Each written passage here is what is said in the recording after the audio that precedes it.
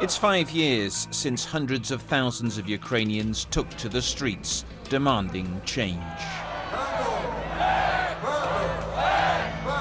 After months of protests culminated in deadly clashes with security forces, their pro-Russian president fled, and Ukraine elected Poroshenko, a confectionery billionaire dubbed the Chocolate King. He missed the historical window of opportunity. Tymoshenko! With the election campaign entering its final days, the opinion polls show the president in big trouble. Benny Hill, for him, yes, is more understandable than Monty Python. Leading the challenge, incredibly, is a comedian with no political experience. But is the showman simply a front for Ukraine's most controversial businessman? Jonah Fisher from the BBC. Very nice to meet you. Nice to meet you. Я не был бы игрушкой, честно говоря, в руках ни одного из этих людей. So this cost you $92,000. Will money be all that matters? Joking, це такий жарт. Are you crazy? Could this be the year that a candidate emerges to break the stranglehold of Ukraine's oligarchs?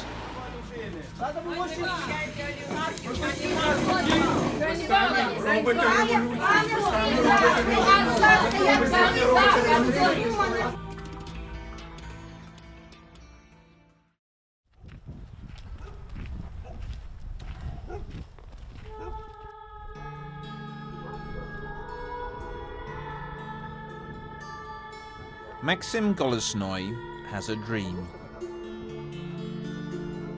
to be Ukraine's next president.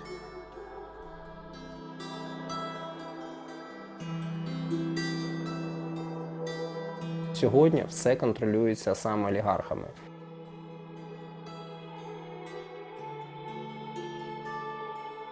Якщо ти хочеш піти у політику, нормально, ти маєш заручитися підтримкою олігархів.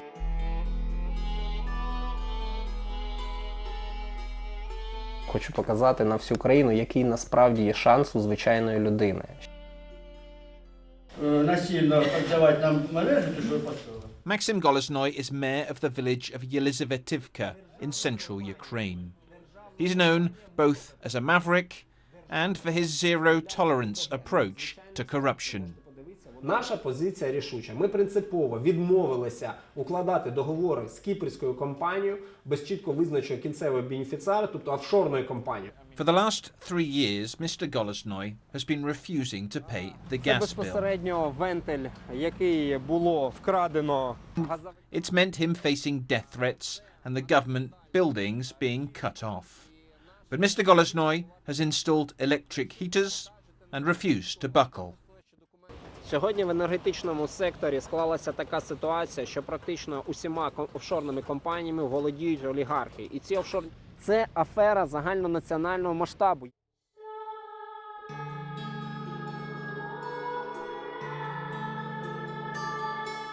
Yelizavetivka is, like most of Ukraine, poor and run down. You're doing well here if you earn $250 a month. Every politician in this country says that they're different from the rotten leaders that have come before. Why should I believe you, Maxim, that you're different? Варто вірити лише справам, не обіцянкам. Найвбивчіше запитання для будь-якого політика, який запевняє, що він інший, це перше, що ти вже зробив для України і простих українців. На рівні цього маленького локального ком'юніті я створив найвищі соціальні стандарти по державі.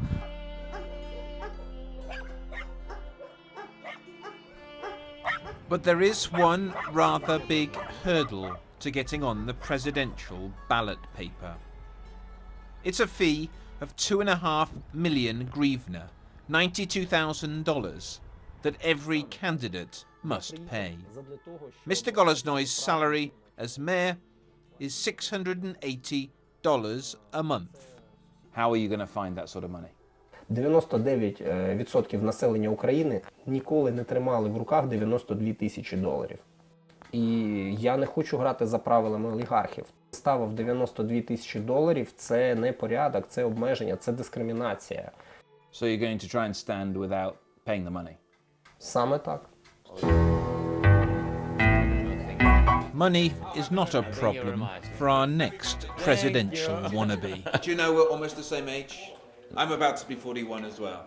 But unfortunately, I'm not running for president. Who knows? Nobody knows when you're ready. Then we can. No one has lit up this contest quite like Vladimir Zelenskyy. Benny Hill. Benny For Hill? him, yes, is more understandable than Monty Python. For me, Monty Python is better. I'm sorry. Can I speak about it? The frontrunner, Mr. Zelenskyy, is a comedian with no political experience. I don't know if it's interesting for you, but Let's have a look. We've dropped into his office in Kiev as he works on new material with his team. Или теперь весь юмор будет про меня? Да? Про вас. Okay, let's go. Mr. Zelenskyy has turned this election on its head. Not very good result. No? The jokes weren't funny today? But it's been done by shamelessly blurring the line between fiction and fact. Еще Наташу позовите. For the last 3 years, Mr. Zelenskyy has been starring in a TV show called Servant of the People. He plays an ordinary guy who unexpectedly wins Ukraine's election. Здрасте. Василий Петрович Голобородько? Да. Доброе утро, господин президент. Mr. Zelenskyy's campaign pitch is basically vote for me and get the fictional president, Goloborodko. For those who still don't get it, he's called his political party Servant of the People, just like his TV show. Конечно же, это ответ всему политическому истеблишменту. Люди хотят что-то новое. But there is one rather important difference between the real candidate and the fictional president. Жили лучше. On TV, much is made of the president defying the powerful oligarchs that dominate Ukrainian politics. Вместо того, чтобы служить народу, вы прислуживаете олигархам. І зараз за декілька хвилин. In reality, all Vladimir Zelenskyy's shows are broadcast on a channel owned by the country's most controversial billionaire, Igor Kolomoisky.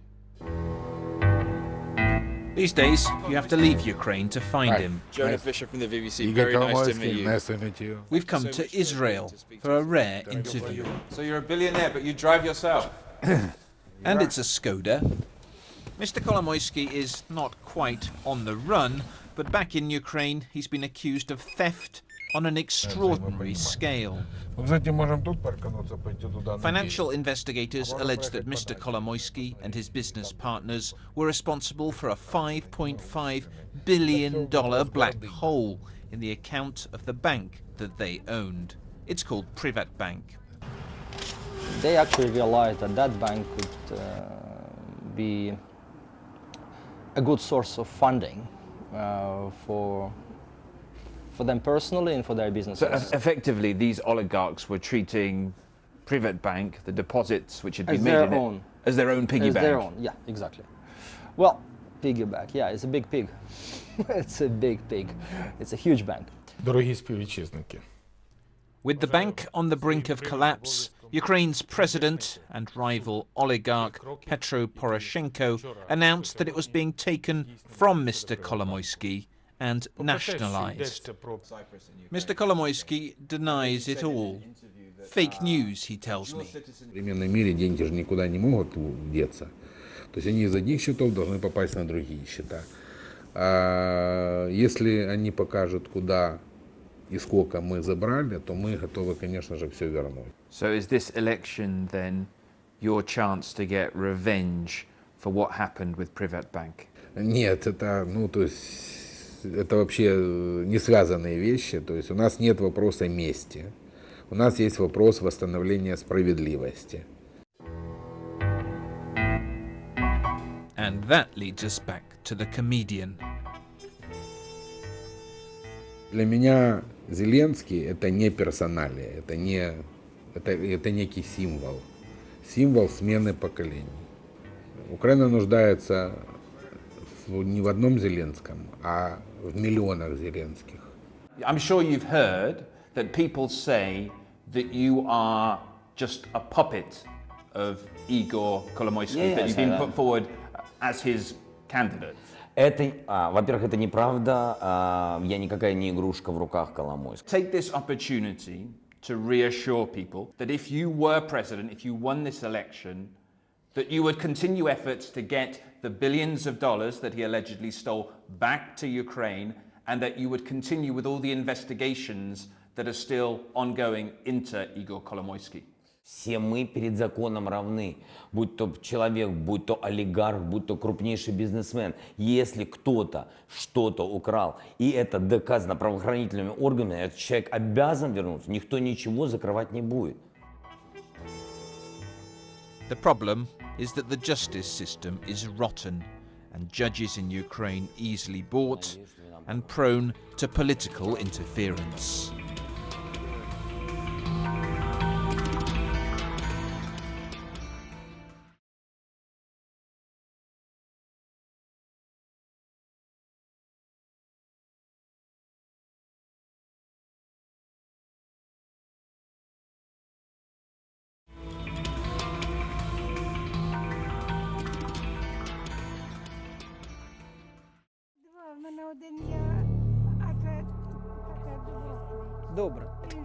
In Yelizavetivka, Maxim Golosnoy is visiting one of his constituents. Galina is 79 years old. Half of the village are pensioners, scraping by on about $50 a month. А спите отут? Тут діти, тут ви? Звісно. Отак і спимо. Хто не ходить, мене ніхто не питає, як я живу. Ніхто не принесе мені хліба кусочок. Ніхто, мені треба йти по таблетки у город. Як я вилазю, плачу, ще вилазю в ту маршрутку, бо я не вилізу. Люди ходять за світ, за газ платять. Хіба це життя? Що все правительство лаю? Та ну він дружить, іде. When she calms down, Mr. Golosnoy talks to Galina about his presidential ambitions. Жалко мені тебе, Максим. До впаду жалко відпускати з нашого села. Ти нас, вважай, що ти нам, як сонце то блиснуло після наших працювань.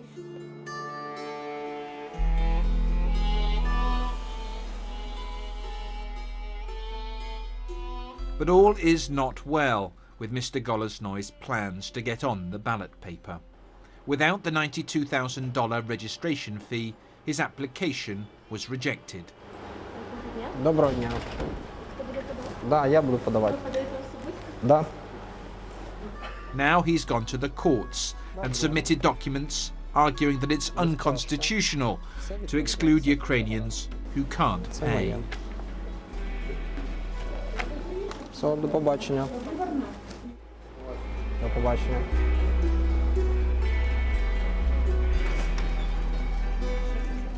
So this is your last chance. Yes. Аби я не вірив в перемогу, я б сюди не прийшов і не намагався вибороти конституційні права пересічних українців.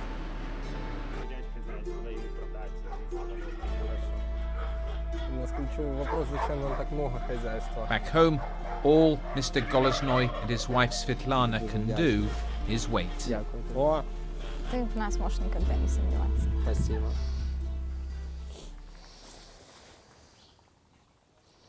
А вообще твои идеи всегда искажения. Сейчас. Хорошо, хорошо. While Mr. Golosnoy waits, the favourites campaign hard. Two-time loser Yulia Tymoshenko, a former prime minister, is hoping to make it third time lucky. Her efforts are, along with the comedian, getting serious airtime on Igor Kolomoisky's television channel. The ideal scenario for Kolomoisky would be to have both Vladimir Zelenskyy, a comedian, and Yulia Tymoshenko, whom he likes, to be in the second tour of the second round. To be in the second round of the presidential elections. It means that voters will choose who the president will be. Kolomoisky number 1 or Kolomoisky number 2?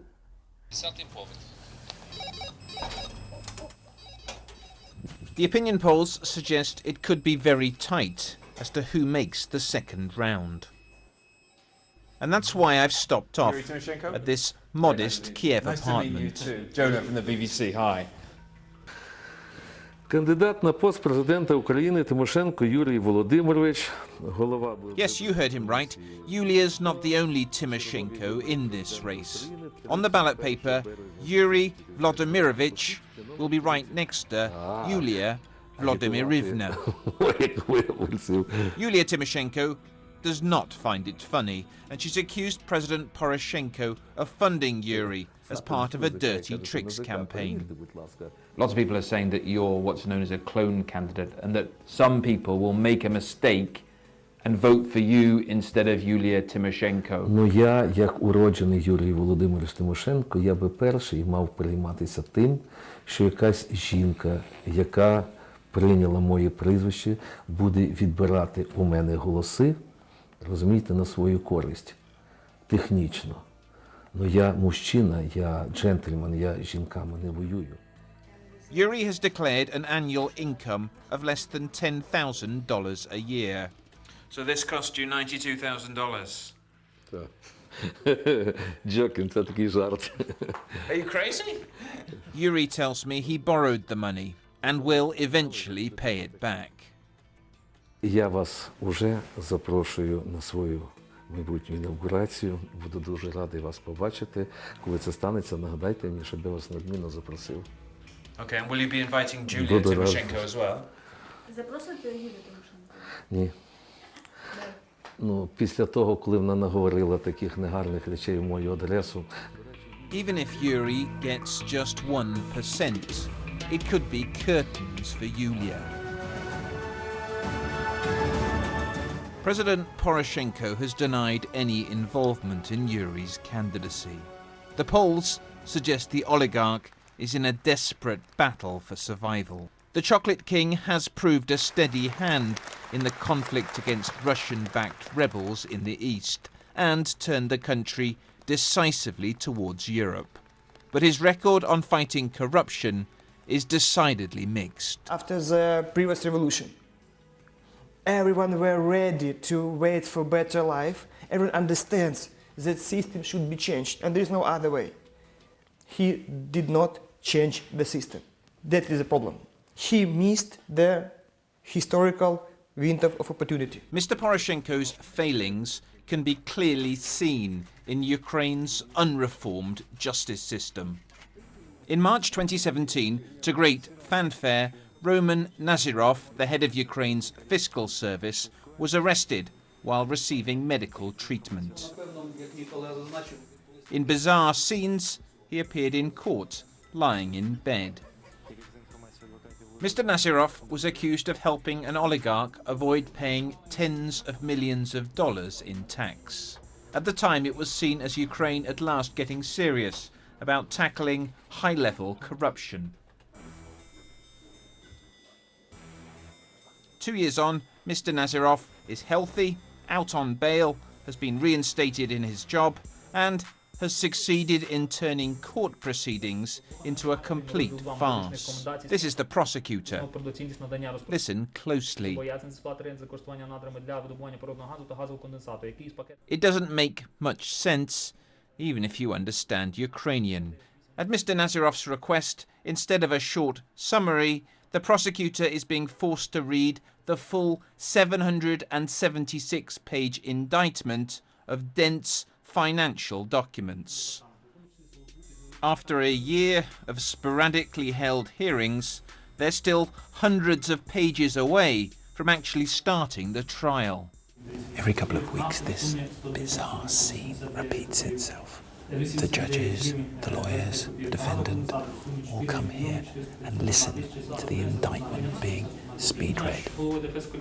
It's a massive waste of everybody's time. Hey, how's it going? Very good. Yeah? Did you like it?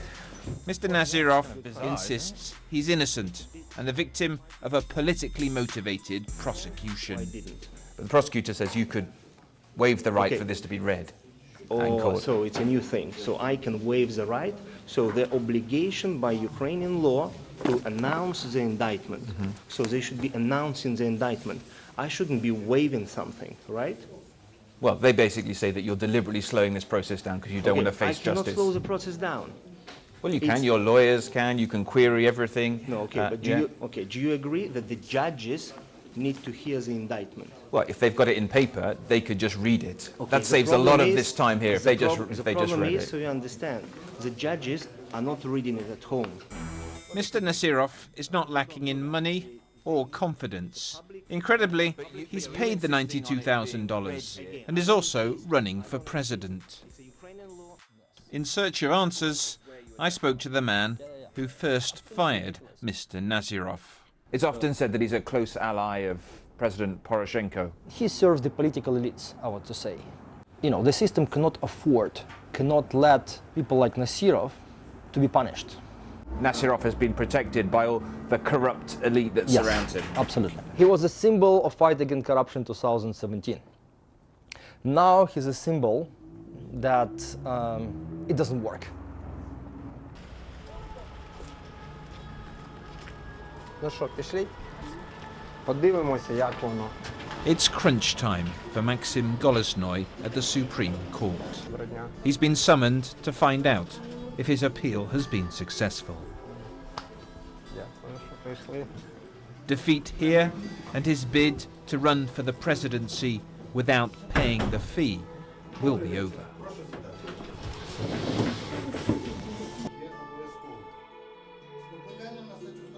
Суд приходить до висновку, що ви задоволені, необхідно відмовити, оскільки суд не встановив, що вказані норми закону номер 474/14 суперечать Конституції України. It's defeat. There will be 39 names on Ukraine's presidential ballot paper. Maxim will not be among them.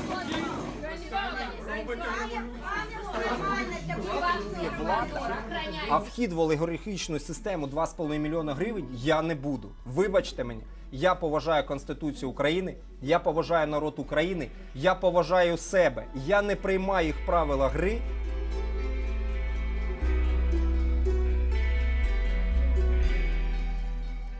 Do you think the power of big money, of the oligarchs here in this country will ever be broken?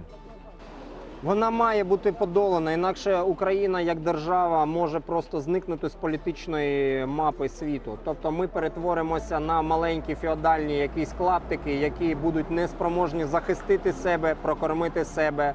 Тобто ми вже на півкроку до цього.